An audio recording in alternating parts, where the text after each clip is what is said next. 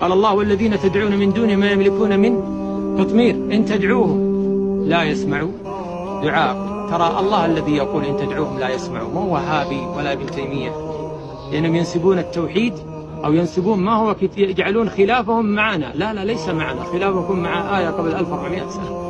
إن تدعوهم لا يسمعوا دعاءكم ولو سمعوا ما استجابوا لكم ويوم القيامة يكفرون بشرككم. فمن كان ينادي محمد في الدنيا وينادي علي وجعفر وفاطمة والزهراء وعمر وأبو بكر يتبرؤون منه يوم القيامة.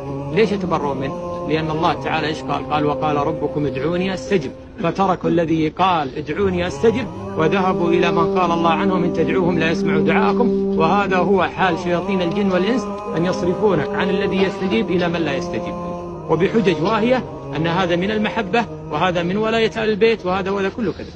نحن نحب النبي وآل البيت والصحابة، ومع ذلك سمعنا قوله تعالى وإذا سألك عبادي عني فإني قريب أجيب، فاكتفينا بقرب الله وصدقنا الله بأنه يجيب. والله سبحانه لم يخصص الاستجابة لمن قال وإذا سألك عبادي عني فإني قريب، قدم قربي على إجابته، أجيب دعوة أي داعي. يقول لك لا الله ما يجيب إلا دعوة الأقطاب والصالحين. من علمك ذلك؟ الشيطان دعا الله واستجاب له. هل أنت أشد كفرا من الشيطان لما قال ربي فأنظرني إلى يوم يبعثون؟ قال فإنك، فهؤلاء يريدونك في منزلة أبعد وأخفض من الشيطان لما يقول لك إن الله لا يستجيب إلا أولياء والصالحين. لا والله، إن الله يرفع، إن الله يقبل دعوة كل من دعا، لأنه قال سبحانه في سورة الفاتحة إياك نعبد وإياك نستعين. فلا أحد يلبس عليك، لا أحد يخدع عنك بالأحاديث الضعيفة الموضوعة. جميع الأحاديث الصحيحة عن النبي